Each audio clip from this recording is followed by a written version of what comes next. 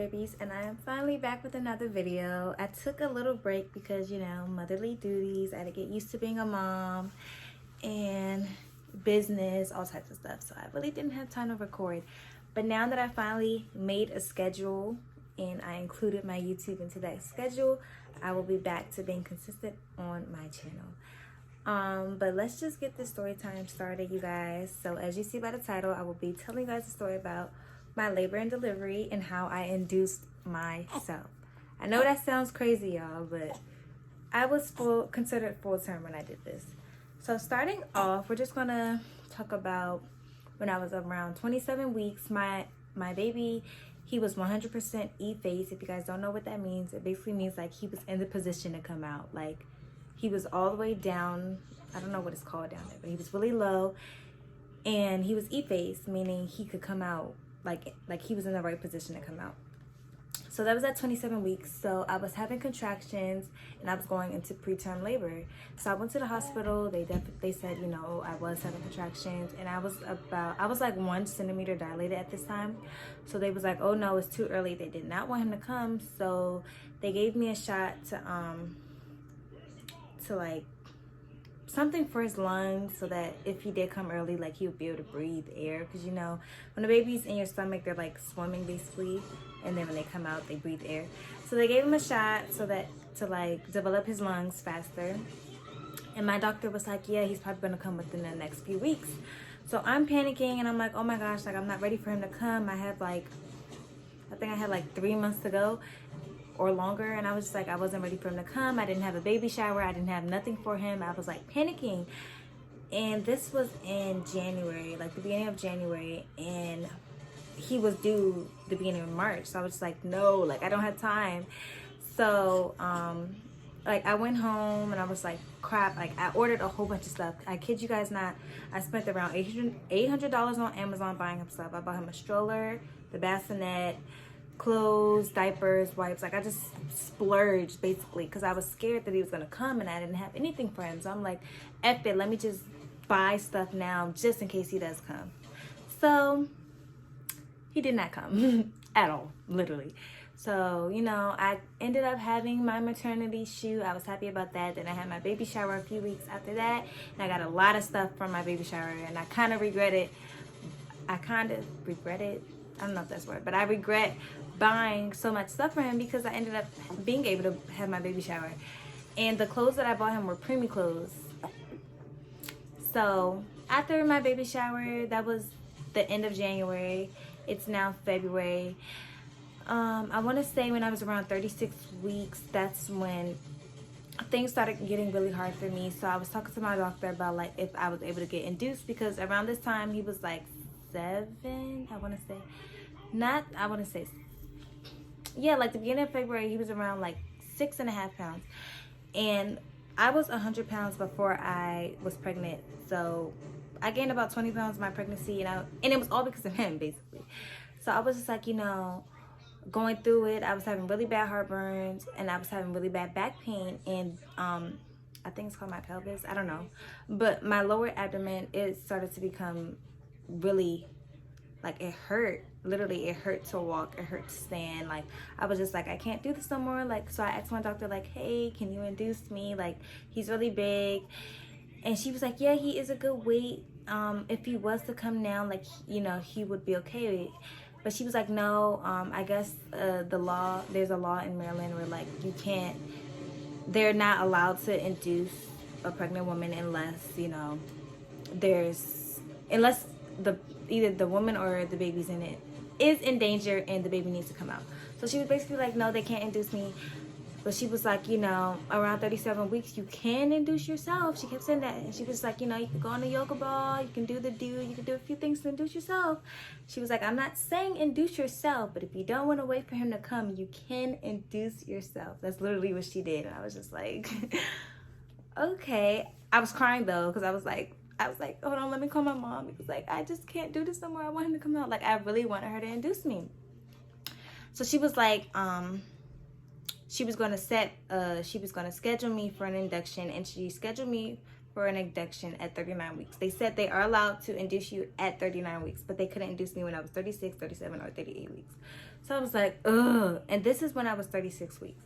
So my 37-week appointment, she scheduled me to be induced at 39 weeks. So at 38 weeks, my baby was 7 pounds. Yeah, he was exactly 7 pounds, and I think like 1 ounce. And I was just like looking at the sonogram, and she was like, wow, he's a big boy. He's so low down there right now. He looked like he ready to come out. So that night I was having contractions. I go to the hospital. There's nothing. All they said was I was 2.5 centimeters dilated at this time. And I was like, okay, like, am I going into labor? And they was like, they were going to hold me for a little bit longer. And if I didn't start to if I wasn't having more frequent contractions, they were going to send me home because, yeah. So I was there for about 2 hours. I only had a few contractions. They weren't consistent. So they sent me back home. So my doctor, mind you guys, the doctor office that I went to, there was 5 different doctors there. And basically, it wasn't really a set doctor on who would deliver my baby. It was kind of like whichever one of those doctors are on call at the time that I'm due to go in labor, that's going to be the doctor that delivers my baby. But the doctor that I was like seeing on my visits, his name was Dr. Ein. And then I seen this lady doctor. I totally forgot her name. But yeah. So Dr. Ein was supposed to deliver my baby, but he didn't. But I'm going to get into that. So, right. I was 37 weeks, I believe. Yeah, when I went to the hospital, he was 7 pounds. I was 2.5 centimeters dilated. They sent me back home. So I'm like, I cannot take this no more. I was like, this baby is coming out of me. I bought a yoga ball, and I was literally consistently for hours, for like multiple days at a time, like back to back, I was bouncing on that yoga ball from the morning to damn near the nighttime. I was bouncing on a yoga ball. I bought this labor prep tea. What was it called?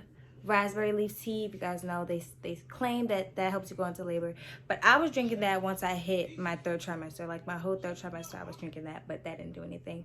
I also ate dates. If you guys don't know what that is, they're basically like jumbo raisins, just extra sweet. I hated it, but I ate it because I thought it would help me go into labor. I forgot that I had the TV on. I hope that it's not annoying you guys. Let me turn it off. We'll turn it down because he likes to watch TV. But anyways, so yeah, I was eating the dates. Nothing happened. I was like, okay, what else can I do? So I started walking, and I live in a pretty big building. So I was constantly walking around my building and the outside. I was going up and down the stairs in my building. I was just constantly walking. I would go to the mall just to walk around the mall. Nothing. I did realize when I was walking, I did start to have contractions, but they weren't consistent. So I'm like, oh my gosh. So one day, like after watching, literally, you guys, I spent that whole day just figuring out how to induce myself. I was watching other YouTube videos about women who induce themselves. So I seen one video where this girl said she took castor oil, and literally that night she went into labor. I didn't think this would work, you guys. But I went to CVS. They didn't have it. So I was like, what am I going to do? Then I went to Giant. They had it. Actually, the man said that they didn't have it. But me being me, I was like, how don't you have castor oil? Like, so I looked around and I found that. I was like so happy. So I came home literally this day. I bounced on my yoga ball for like 2 hours that morning. I walked around my building for 30 minutes. And what else did I do? I drank the raspberry leaf tea, and I also had intercourse with my boyfriend this day. So I did a lot this day, trying to go into labor. And the last thing I said, if this doesn't work, then I just give up. So the last thing I did was I had orange juice because they said the girl drank it with orange juice. So I put a lot of castor oil. I'm not gonna lie. I put like 2 full spoons of castor oil in a whole cup of orange juice. I drank that whole thing, and she said you had to drink it within 3 minutes. So I just guzzled that whole thing down. And yeah, I ended up having sex after that, and then my boyfriend went home. So I drunk that around 8 p.m. around I want to say 11 p.m. or 12 a.m. I started to have contractions. But at this time, I didn't think it was contractions. I just thought I had a poop, which I did end up pooping. And I was looking online. They said castor oil does make you poop. So I'm like, okay, I just have to poop. So I was going to the bathroom. I did poop the first time. I went back. And mind you, they're like, these were contractions, but I didn't know that. But I was pooping too, so I'm thinking like, okay, I just had to poop. So I would poop, I would feel better, I would lay back in bed, and literally 5 no, I want to say like 7 minutes later, I was contracting again, but I'm still thinking I gotta poop. So I'm like, okay, I go back to the bathroom. I try to poop, it didn't come out, but the pain went away. So now I go back in my bed, and then I realized this just kept happening. I'm just like, oh my gosh. And I guess I woke my mom up because I kept going to the bathroom. And she seen I was in pain, and she was like, I think you're in labor. And I'm like, no, Mom, I just feel like I have to poop. Like, no, I don't think I'm having a contraction. I just have to poop. She's like, no, you're going into labor. Because they were consistent. Like I was like, for a few seconds, and then it'll go away for a few minutes, and then it'll come back. And she's like, no, you're in labor. I was like, I'm in labor? Oh my gosh, I'm in labor. So at this time, I already had my hospital backpack. I had his diaper backpack, and his car seat was already in my car, so I was good to go. So we went to the hospital, and I was in labor. I was 4 centimeters dilated when I went to the hospital, and I was just like, wow. They did feel like contractions, but it also felt like a really bad stomach ache, something, and I just had to poop. But I really went into labor. So yeah, I go to the hospital, and around this time, I want to say it's about 3 a.m. around that time. I might be wrong, but it was around that time when I went. They hooked me up to the machine. I literally saw my contractions. Every time I was having contractions, it would spike up. Like, they were really bad contractions, and they hurt so bad. It's like when I went to the hospital, that's when it was like so bad. But then they calmed down for a little bit. So when I saw that they were calming down, like, they were big when I first got there, then they got little and little. I was like, they're gonna send me back home. Like, they're gonna send me home. I was like, so I was just preparing myself for the lady to tell me that they're sending me home. And then like a few minutes later, they started spiking up again. And it was to the point where like I screamed a little bit. And I was like, nurse. And she was like, yeah, you're definitely going into labor. We're going to set up the room for you upstairs. And we're also going to get you, she asked me if I want the epidural. I said, yes, I definitely do. She checked me again around this time. I was 5 centimeters dilated. No, I was 6 centimeters dilated because I was like going really fast. Like, I was dilating basically every hour. I was there for 2 hours, and I was already at 6 centimeters. So she was like, yeah, you're definitely going into labor. We're going to set up a room, and we're going to get the guy, the anesthesiologist, to do the epidural. So by this time, they're setting up the room. It took them like an hour to set up the room. By the time they were done setting up the room, I was 7 centimeters, and I was screaming at this point. Like, I was screaming from the time I was in the waiting room all the way to my delivery room. I was just screaming the whole time, and like, I was being a little dramatic, you guys. I'm not gonna lie, because I just really wanted the epidural. So I was just being a little dramatic so that they could hurry up. So by the time I got to my delivery room, they put me they told me to take everything off, whatever. I had to tie my hair up because I know I always keep my long braids. And she checked me again. I was 8 centimeters, and she was like, oh my gosh. At this point, I was really in pain. I was like screaming to the top of my lungs. Still being a little dramatic, but he needed to hurry up because he was taking all damn day. Finally, he came. He gave me this shot. It honestly wasn't that bad, and I don't know if it wasn't that bad or my contractions were just so painful I wasn't even paying attention to the needle. But literally, once he put the epidural in, I want to say a few minutes later, like, I was numb. Like, it worked so fast. I think he did put a super high dosage, which I also will be speaking on. So yeah, I laid down. Oh, mind you guys, I was texting my boyfriend from the time I first went to the hospital, blowing up his phone. He's a very, very heavy sleeper, and he did not answer the phone. So around this time, it's about 6 a.m., 7 a.m. He was not answering the phone. I was crying because I was like, oh my gosh, I'm going to have him before he gets here. And I was 8 centimeters. I was like, oh my gosh, I'm going to have him. And my boyfriend's not here. He's not going to be able to see it.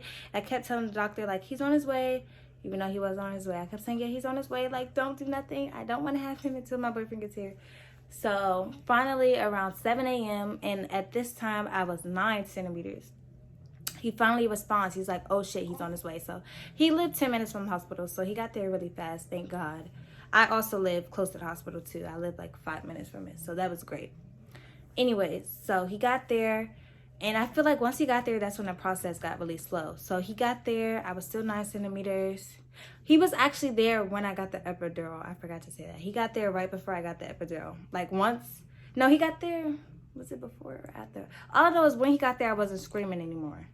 I think he was there when I got the epidural. Yeah, he was there when I got the epidural. So then that's when the process got really, really slow. I was super numb. I didn't feel anything, which was good at that time. So now it's around, I want to say, no, he got there in the morning time though. Yeah, so I want to say it was like 7 or 8 a.m. I was 9 centimeters for a long time. I'm not going to lie. I feel like the epidural, well, they do say that the epidural slows your labor, and I feel like it definitely slowed mine because I was 9 centimeters for a very long time. So we were just chilling, talking, you know, trying to mentally prepare ourselves that we were about to have a baby. I was about to have a baby, you know, he was about to be a dad to little Bryson. So we were just preparing ourselves for that. And then honestly, we were just, nothing really special was going on. Our nurses, my nurses were super cool. My doctor, this was one of the doctors out of the 5 doctors at my doctor's office that I did not meet. I think he was the only doctor that I did not meet. His name is, I'm not gonna say his name, but he was the only doctor that I did not meet at that doctor's office. So I was kind of like, I don't know, but he was super cool. He let us record. He let my family be on FaceTime while I was going, while I was in labor. He was super cool. I definitely want him to deliver all my kids. Honestly, he was so cool. But yeah, so I met him. He kept coming in saying like, "Oh, are you ready? Was I ready to push or something?" And then I finally hit 10 centimeters, and I'm thinking like, "Oh, I hit 10 centimeters. It's time to push." And my nurses was like, "No, it's not time yet. You push me, you have contractions." And I'm just like, I'm numb, so how am I supposed to know if I'm having contractions? And they was like, oh, we see it on the screen or whatever. So I guess I wasn't contracting, or like they were really mild contractions. So I was just like, okay. So I was literally at 10 centimeters dilated, and I didn't push for like 2 hours or like an hour. No, it was an hour and some change. So finally, I started having big contractions. And they called my doctor, and they was like, no, they was like, we're going to do practice pushes. I did practice pushes, and they saw his head. So they was like, oh, yeah, it's time for him to come. Mind you guys, when I'm pushing, I don't feel anything. So it's just like, I feel like I know I'm pushing, but I just don't feel it. So that was very frustrating. So we did practice pushes for around 30 minutes, and finally they called my doctor in once they seen Bryson's head. My doctor comes in. The process starts. We're pushing. I was pushing for 1 hour just off the simple fact that I couldn't feel myself push, and I guess I wasn't pushing hard enough, but I tried to push hard enough, but I couldn't feel anything. Like literally I felt paralyzed, you guys. Like I couldn't feel nothing.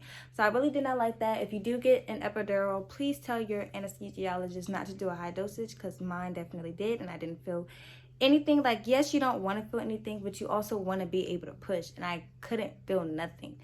But anyways, I was pushing for an hour. I believe his head, once his head came out, my doctor did all the work. Like, I don't know what he did, but he was like pushing down on my stomach, but pushing his body, and he like basically pulled his body from the outside of my stomach until Bryson slid out, and then he grabbed him. And all I saw was my juices splash on my doctor, but he had like a shield on. It was the funniest shit ever. Then they put him on my chest, and I was not expecting him to look the way he did. And I was just like, oh my gosh, my baby. He looked white, like white. I was just like, is this really my baby?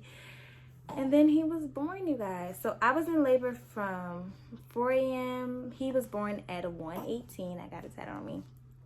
So 4, 5, 6, 7, 8, 9, 10, 11, 12, 1. I was in labor for 7 hours. So that means I didn't get to the hospital until around 5 a.m. because I remember telling myself I was on.